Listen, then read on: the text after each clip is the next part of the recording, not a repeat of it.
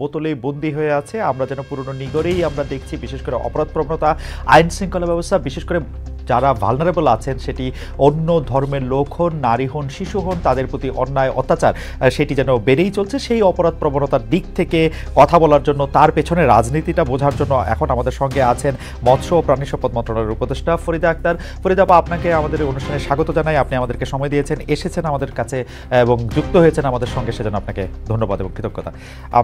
অনেক ধন্যবাদ। আমাদের সাথে আরও থাকছেন ঢাকা বিশ্ববিদ্যালয়ের অপরাধ বিজ্ঞান বিভাগের সহযোগী অধ্যাপক উম্মে ওয়ারা আমাদের সাথে যুক্ত হয়েছেন ইংল্যান্ড থেকে। উম্মে ওয়ারা, আপনিও আমাদের সময় দিয়েছেন, আমাদের সাথে যুক্ত হয়েছেন, সেজন্য আমাদের শুভেচ্ছা ও কৃতজ্ঞতা জানাই। ধন্যবাদ। আমি প্রথমে একটু ফরিদা আপাকে যেতে চাই। ফরিদা আপা, আমি আসলে আপনাকে প্রশ্ন করার আগে আমি আপনার দৃষ্টি আকর্ষণ করছি রাজশাহী বিশ্ববিদ্যালয়ের অধ্যাপক আল মামুন। তিনি একটি স্ট্যাটাস দিয়েছেন, সেই স্ট্যাটাসটা একটু আপনাকে পড়ে শোনাচ্ছি।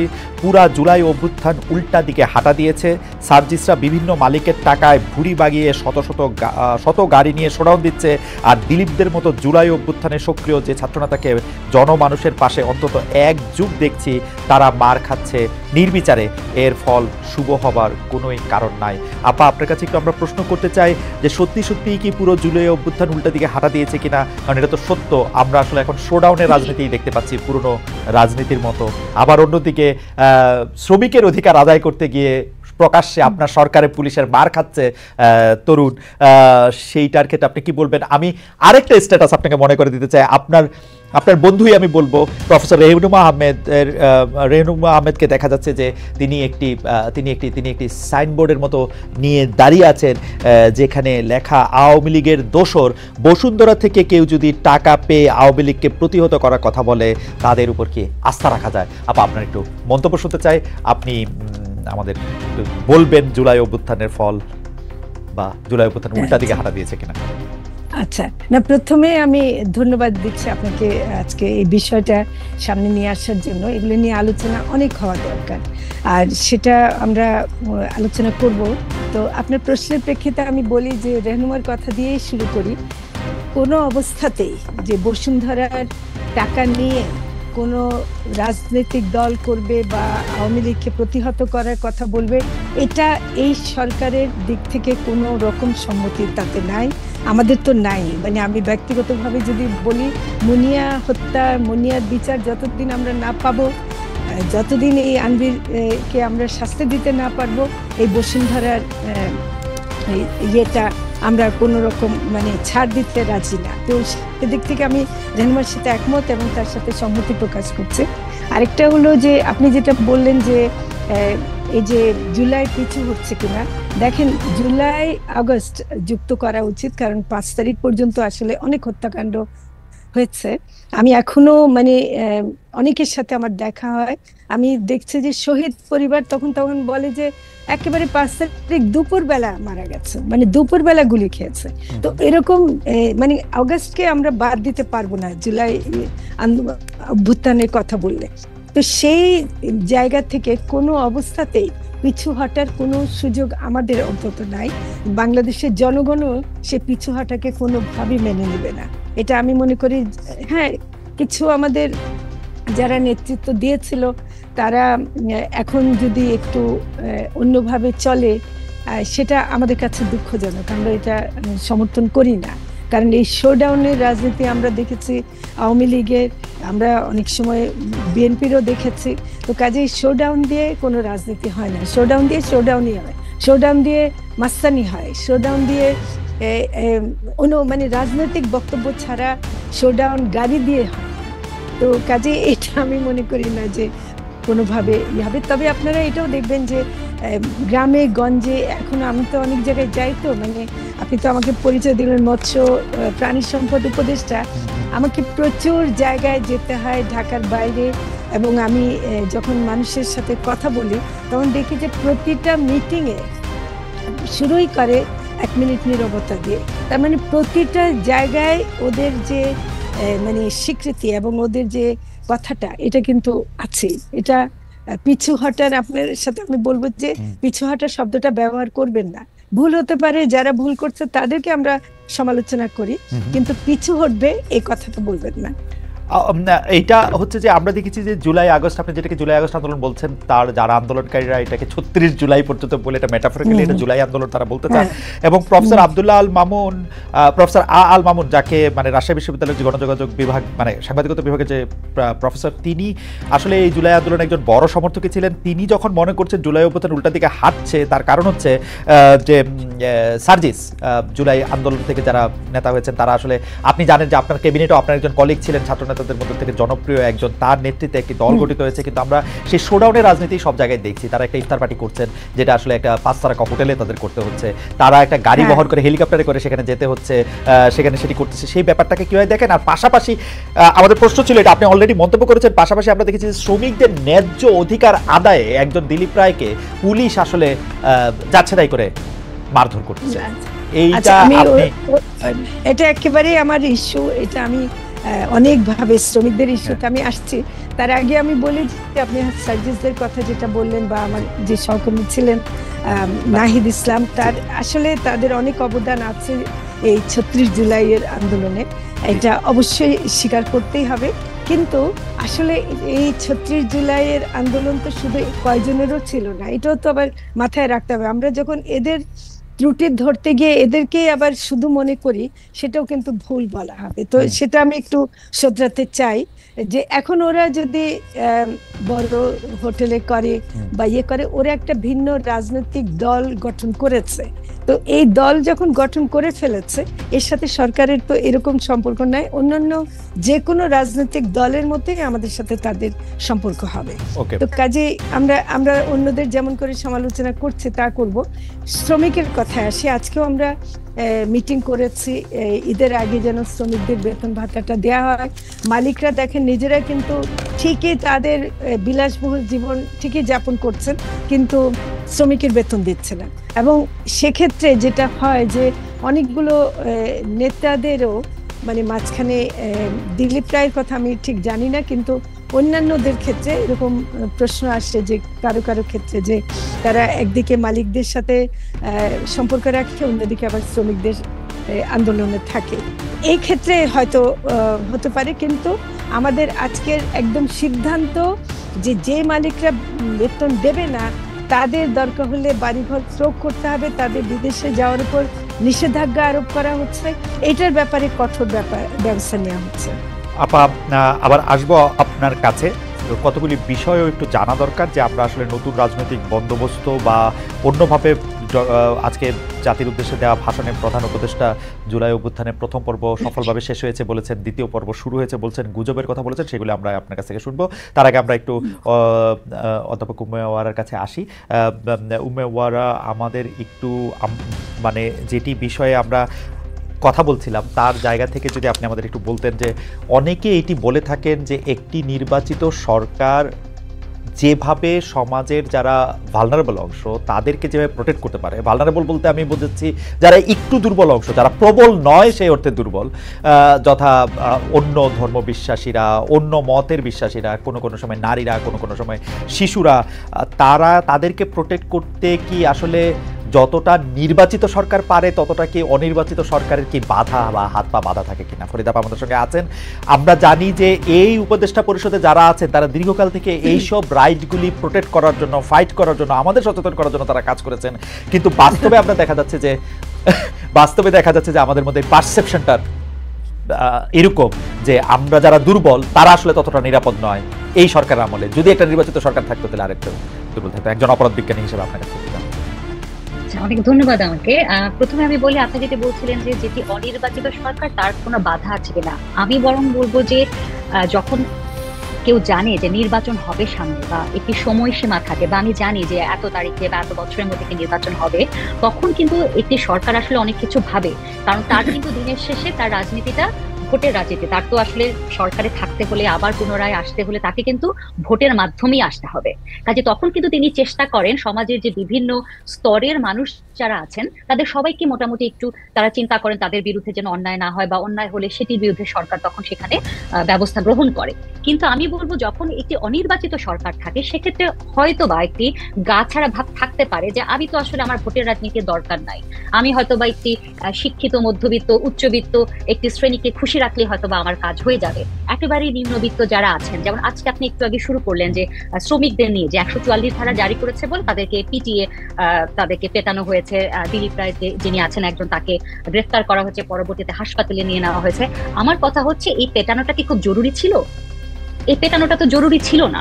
কাজেই যখনই আপনি দেখবেন যে একটি যারা সামাজিক অর্থনৈতিক ভাবে একটু কম ক্ষমতাবান তাদের বিরুদ্ধে দেখবেন পুলিশের যে হুঙ্কার সেটি বোধহয় অনেক বেশি বেড়ে যায়। হ্যাঁ, যেমন আপনি দেখবেন যে জিএমপি কমিশনার একটি বিবৃতি দিয়েছিলেন, প্রজ্ঞাপন জারি করেছিলেন যে শাহবাগ মোড় এবং সচিবালয়ের আশেপাশে বিভিন্ন জায়গায় কোনো ধরনের সভা সমাবেশ হওয়া যাবে না। কিন্তু তার দুদিন পরেই আমরা আবার দেখলাম যে এনসিপি তারা একটি বিবৃতি দিয়েছে তাদের অফিসিয়াল পেজে যে তারা সমাবেশ করছে বা করবে। তাহলে এটা কিন্তু আসলে একটা বিভাজন হয়ে গেল। আমরা যখন বলছি যে বৈষম্য বিরোধী ছাত্র আন্দোলন, তাহলে বৈষম্যটা আসলে এখনো যদি থেকে যায় তাহলে তো সেটি কাজ হলো না। কারণ আমরা শুধুমাত্র একটি নির্দিষ্ট সরকারের বিরুদ্ধে তারা যে আন্দোলন করেছে বা ছাত্র অভ্যুত্থান হয়েছে বিষয়টি কিন্তু সেটি না, এটি একই সাথে সিস্টেমেরও, তাই না? সেই কারণে তো আমরা সংস্কারের কথা বলছি যে বিভিন্ন সংস্কারের মাধ্যমে আমরা সিস্টেমটাকে ঠিক করব। এখন আমরা যদি দেখি যে বৈষম্য নতুন ভাবে হচ্ছে, নতুন উপায়ে হচ্ছে, যেমন সার্জিসের কথা বললেন যে তিনি 100টির বেশি গাড়ি নিয়ে শোডাউন করেছেন, আপা বলেছেন যে তিনি নীতিগতভাবে সমর্থন করেন না।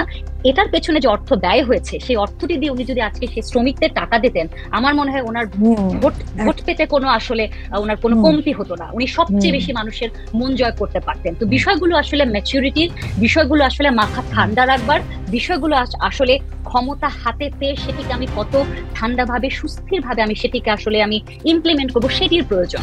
কারণ আমি যখন ক্ষমতায় থাকি না তখন আমি অনেক কথা বলতে পারি, আজকে আমি অনেক কথা বলতে পারি, আপা এটা হলো না কেন, আপা ওইটা হলো না কেন, কিন্তু যখন আমি ক্ষমতায় যাচ্ছি তখন কিন্তু আমাকে অনেক ঠান্ডা মাথায় কাজগুলো করতে হবে, যেটি দেখতে আমার কাছে মনে হচ্ছে একটু অভাব রয়েছে। আরেকটি বিষয় আমি একটু বলতেই চাই যে ট্যাগের যে রাজনীতি, আগে যখন আপনারা দেখবেন 16 বছর ধরে আমরা একটি ট্যাগের রাজনীতি দেখেছি, কিছু হলেই কেউ একজন জামাত হয়ে যাচ্ছে, কিছু একজন হলে কেউ একজন স্বাধীনতা বিরোধী হয়ে যাচ্ছে। এখন আবার দেখবেন উল্টোটা, কোনো কিছু হলেই আওয়ামী লীগ করছে, আওয়ামী লীগের দোসর করছে, সরকারের একটি কোনো মন্তব্য করলে হয়তো বলা হচ্ছে আচ্ছা তিনি তো বোধহয় আওয়ামী লীগের দোসর, উনি হয়তো বা টাকা খেয়েছেন, বা ধরেন ছাত্রলীগ যদি কোনো একটা আমরা মনে করতাম যেটা ইনডেমনিটি আছে, তাদের একটু অজানা অদৃশ্য ইনডেমনিটি আছে, তারা যাই করবে না কেন তাদের হয়তো বা কিছু হবে না। এখন কি আসলে সেটির জায়গায় কি এই ছাত্র জনতা, তৌহিদি জনতা এই বিষয়গুলো প্রতিস্থাপিত হচ্ছে কিনা? কারণ আপনি দেখবেন যে পুলিশের উপস্থিতিতে মাঝে মাঝে এমন কিছু ঘটনা ঘটে যে তখন সাধারণ মানুষ হিসেবে আমার কিন্তু অনেকটা ভয় লাগে। যে যেমন একজন ব্যক্তি আছেন যিনি লাইব্রেরিতে, ঢাকা বিশ্ববিদ্যালয়ের লাইব্রেরির একজন কর্মচারী, যিনি একজন ছাত্রীকে উত্ত্যক্ত করার জন্য তাকে হাজতে নেওয়া হয়। আপনি দেখবেন থানার ভেতরে 5 ঘন্টা 6 ঘন্টা 7 ঘন্টা ধরে লাইভ হয়েছে। আপনি আমাকে বলেন এটা কি কোনো, মানে এটা দেখে আপনার মনে হবে আমি কি কোনো সিনেমা দেখছি নাকি এটা আসলেই হচ্ছে, এটা কি আসলেই ঘটছে? মানে এটা কি সম্ভব? তারা লাইভ করছে, তার ইন্টারভিউ নিচ্ছে, আপনি বলেন হ্যাঁ আমি এই করেছি আমি ওই করেছি। এটা তো আসলে একটা থানায় তো এই ধরনের ঘটনা আসলে ঘটাটা খুবই আমাদের জন্য অ্যালার্মিং, যে তাহলে পুলিশ তাহলে আসলে কি করছিল? আমার মনে হয় যে ওয়ারা এই প্রশ্নগুলি ফরিদা আপাকেই করেছেন, যে ফরিদা আপা এটা একটু মন্তব্য করবেন কিনা? একটু মন্তব্য করতে চাই আমি। বিশেষ করে শেষের যে ঘটনাটার কথা বললেন যে একটা মেয়েকে উত্ত্যক্ত করার পর যখন নাকি থানায় নিয়ে গেছে, এরা এই যে সো কল্ড তৌহিদি জনতা, এগুলো মানে একেবারে মাস্তানি, এগুলো জনতা, এগুলো যে সহ্য করেছে, আমরা কিন্তু এটা মানে ইন্টারনালি এটা অনেক প্রশ্ন তুলেছি, এগুলো অনেকে আমরা সহ্য করতে পারিনি, আমরা নিজেরাই ইয়ে করতে পারিনি। এখন তারা নাকি আজকে শুনলাম যে তারা নিজেদের নাম তৌহিদি জনতা থেকে ওলামা জনতা করছে। কিন্তু যত কিছু করুক, এই যে তারা কিছু সুযোগ নিচ্ছে, এই যে এই সময় মানে ধরেন আওয়ামী লীগ চলে গেছে, তারা ধরেন আমরা আগে বলতাম যে মানে ইয়েরা ধর্মনিরপেক্ষ বা ইয়েরা বেশি জায়গা করে নিচ্ছে, এসব ধর্ম মানছে না। কিন্তু এখন ধর্ম মানার কথা বলে অনেক ওলেমা নামধারী, আমি তাদের ওলামাও বলতে চাই না, তারা নারীদের বিরুদ্ধে এবং জনগণের বিরুদ্ধে যে অবস্থান নিচ্ছে, আমি একদম পরিষ্কার কথা বলছি যে এটা আমি তো ব্যক্তিগতভাবে কোনোভাবেই গ্রহণ করি না।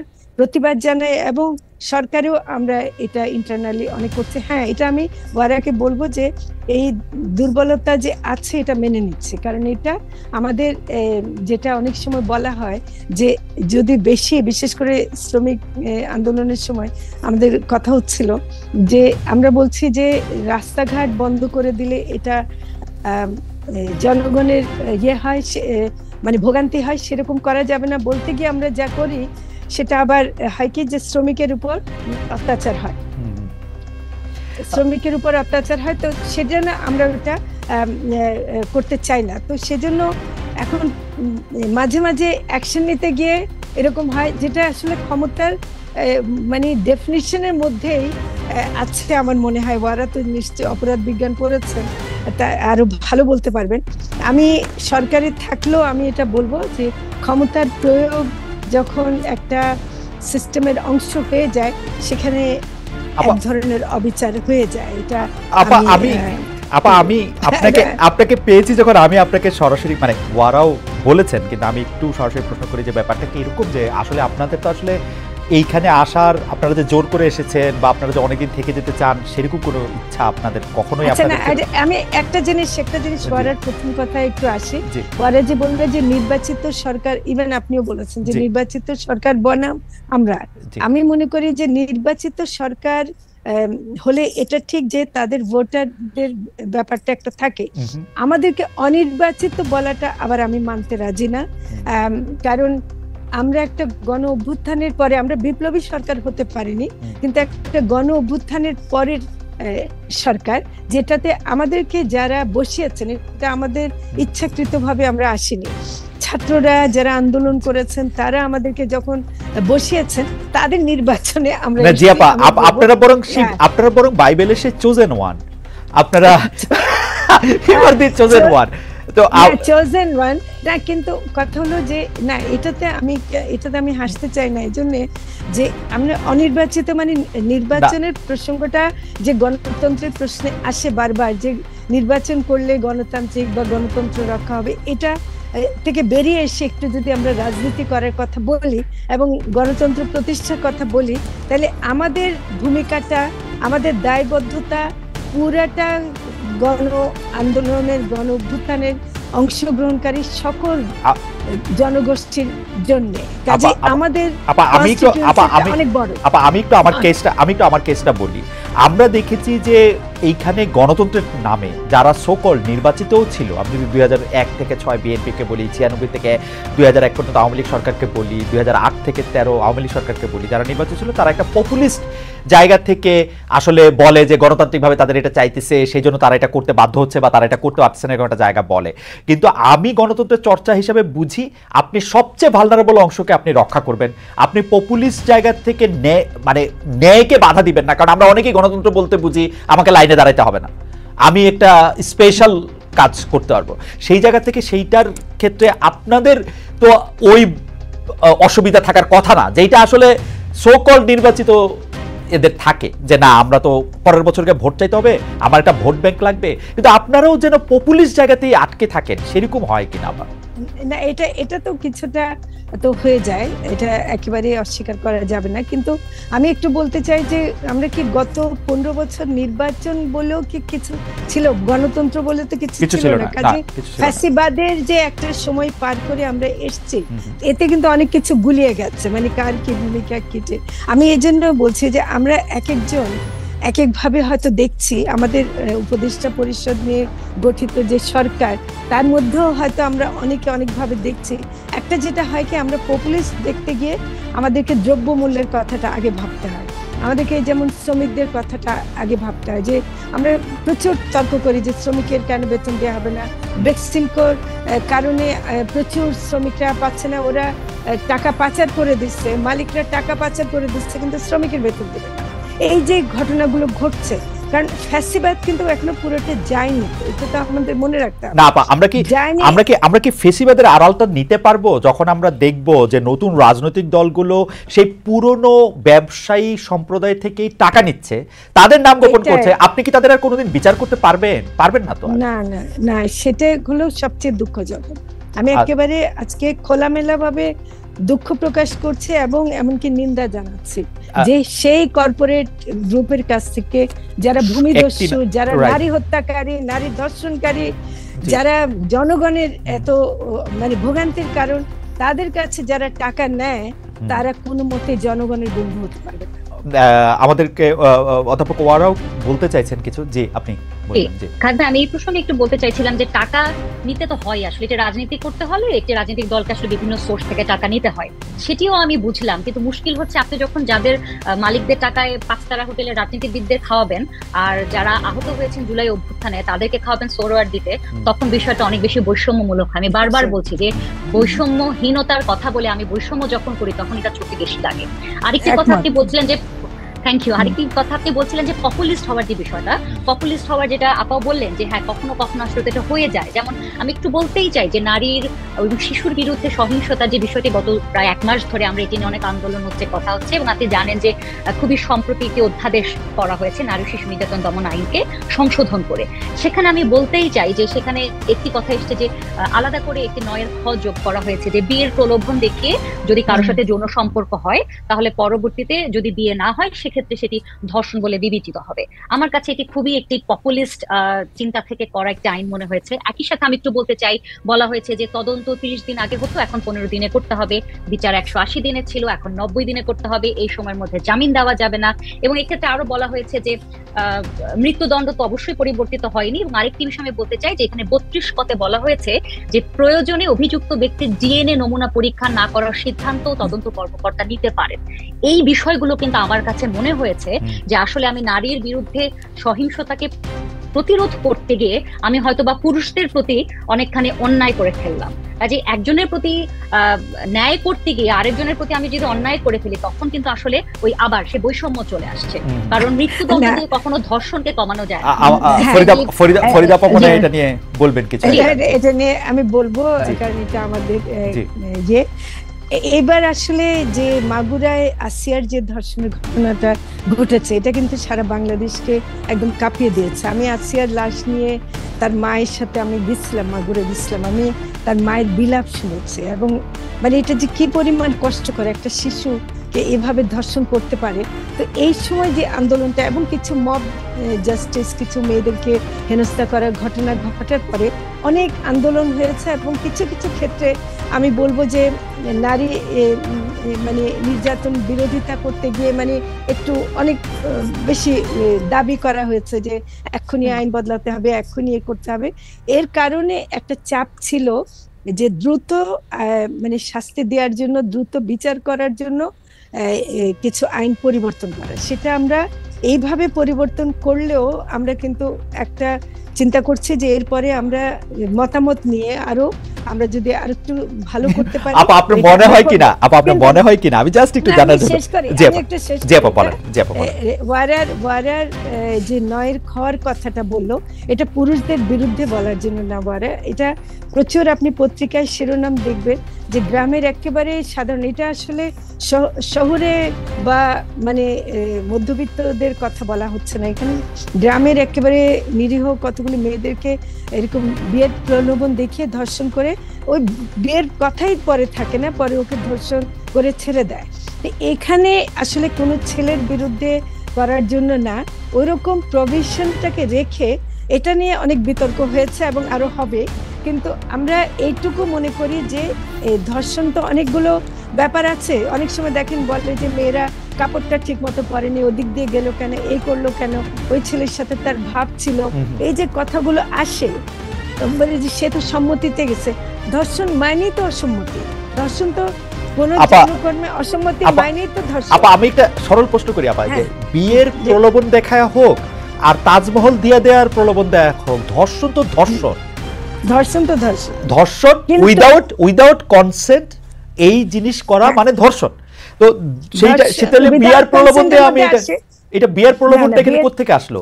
কিন্তু বিয়ের প্রলোভন বা বিয়ের কথা বলে একজন দুইজন পূর্ণবয়স্ক মানুষের পূর্ণ সম্মতিতে অনেক কিছুই হইতে পারে, সেইটা তো আর ধর্ষণ বিবেচিত হবে না, সেটা তো আলাদা জিনিস।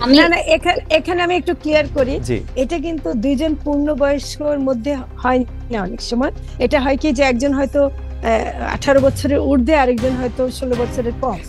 এরকম ঘটনা কিন্তু অনেক ঘটে যেখানে সম্মতিরও কিন্তু অপরাধ বিজ্ঞানী তো বলবেন 18 বছরের নিচে যে সে তো সম্মতি দিতেই পারে না, দিলেও দিতে পারে না। সেজন্য আমি এটাই বলতে চাইছিলাম যে আমাদের আইনটা যদি এরকম হতো যে সেখানে নাবালিকার কথা বলা হতো স্পষ্টভাবে, বলা আছে না আপা, এখানে বলা আছে 16 বছরের উপরে যে কারো সাথে তার সম্মতি যদি থাকেও বিয়ের প্রলোভন দেখিয়ে পরবর্তীতে চাইলে সেটি ধর্ষণ হিসেবে বিবেচিত হবে। আমি কেন এই কথাটি বললাম যে পুরুষের এগেইনস্ট, এই কথাটি কেন বললাম যে আপা আমাদের কিন্তু মিথ্যা মামলার প্রচুর ঘটনা আছে। আমি বলছি না যে সবাই মিথ্যা মামলা করেন, আছে। এক, দুই হচ্ছে আমার যে জায়গাটিতে কনসার্ন ছিল যে আমরা যদি বলতাম যে সাবালিকা নয়, যে নাবালিকা, তার সম্মতি নিয়েও যদি কেউ ধর্ষণ যৌন সম্পর্ক করেন সেটি পরবর্তীতে ধর্ষণ হতে পারে। এটাই ছিল, মানে আসলে আপা এখানে বলা আছে 16 বছরের ঊর্ধ্বে। আমার মনে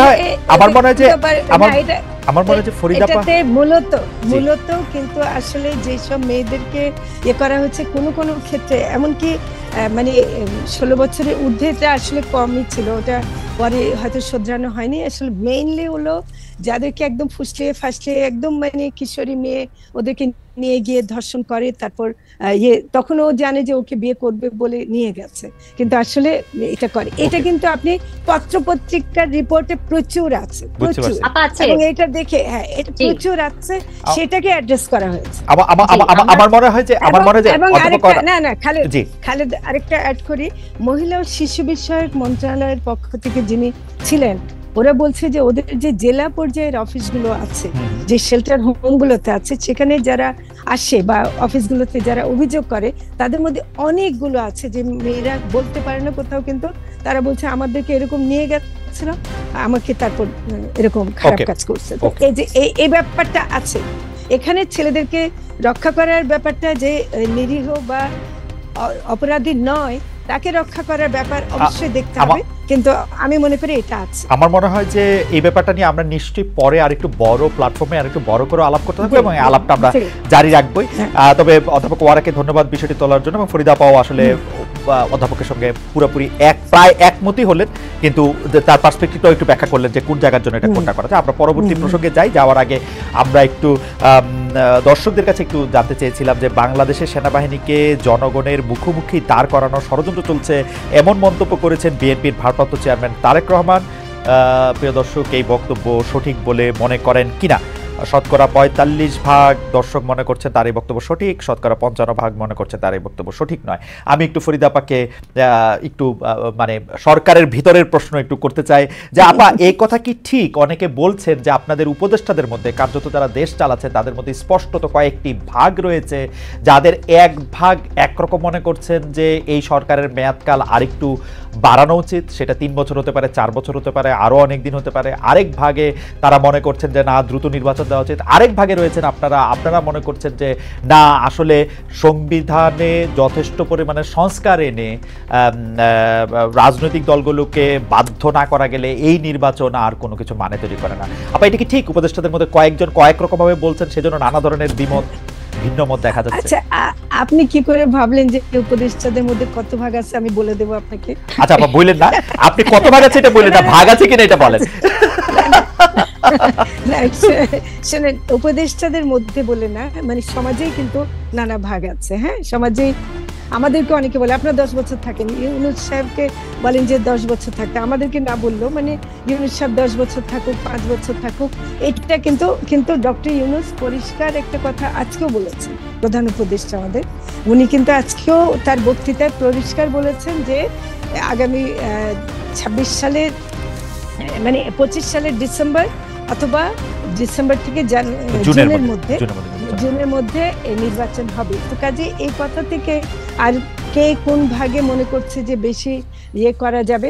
সংস্কারের প্রশ্নে আমরা যেটা মনে করি যে যেসব সংস্কারগুলো মানে এখন করে ফেলা যাবে সেটা আমরা করবই, আর কিছু সংস্কারের কাজ এমন থাকবে যেগুলো নাকি হয়তো শুরু করে দেয়া যাবে, যেন রাজনৈতিক দলগুলো করে। কারণ রাজনৈতিক দলগুলো যদি তাদের মানে এসে যদি মনে করে যে ওকে ঠিক আছে, মাঝখানে কেউ ছিল, ওদেরকে এখন সরিয়ে আমরা ভোট নিয়ে আসলাম, এখন আমাদের মতো করে আমরা চালাবো, এটা কিন্তু আসলে জনগণের কাছে গ্রহণযোগ্য হবে না, এবং আমাদেরও জনগণের কাছে যে প্রতিশ্রুতি আমরা দিয়েছি সেটাও রক্ষা করা হবে না। কাজে সংস্কারের ব্যাপারটা আমাদেরকে দেখতেই হবে, এবং সেটা আমরা যতদূর সম্ভব আমরা এর মধ্যে করার চেষ্টা করব। কিছু কাজ হয়তো শুরু করে দেব, আর কিছু কাজ হয়তো আমরা শেষ করতে যদি পারি করব। আমি আপা আপনাকে ধন্যবাদ। আমি একটু উমে ওয়ারা আপনার কাছে একটু আসতে চাই, দুটো বিষয় আপনি একটু দৃষ্টি আকর্ষণ করতে চাই। কথাটি আমরা তুলেছিলাম কিন্তু এটি নিয়ে আলোচনাটা হয় না, আপনার মানে আলোচনাটার পরিণতি পায় নাই। আপনার কাছে যেটি জানতে চাইবো যে সেটি হচ্ছে আজকে প্রধান উপদেষ্টা ডক্টর মোহাম্মদ ইউনূস বলেছেন, সবসময় মনে রাখতে হবে, আপনাকে কোট করছি, আমরা কিন্তু যুদ্ধ অবস্থায় আছি। গুজব হলো এই জুলাই অভ্যুত্থানের বিরুদ্ধে পরাজিত শক্তির মস্ত বড় হাতিয়ার।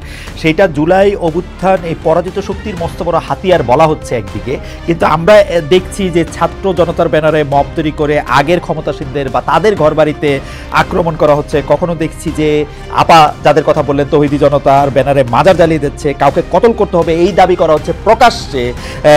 এসব ঘটনা আপনি কিভাবে দেখছেন? এই মব এবং এই তৌহিদি জনতা নিয়ে অন্তর্বর্তীকালের সরকারের অবস্থান কি সঠিক মনে হচ্ছে কিনা? কারণ আমি আপা নিশ্চয়ই এটা জবাব দিবেন, আপনার কথা আমি আগে শুনতে চাই। আমরা কিন্তু অন্তর্বর্তী সরকারের, যেটাকে আমরা আমাদের সাংবাদিকতার জার্গনে বলি মাল্টিপল এডিটোরিয়াল সিনড্রোম, আমরা দেখতে পাচ্ছি। একটার জায়গায় একরকম, আরেকটার জায়গায় আরেক রকম, কোনো কনসিস্টেন্সি নাই। আপনি কি বলবেন আমাদের একটু আপনার মতামত? জি,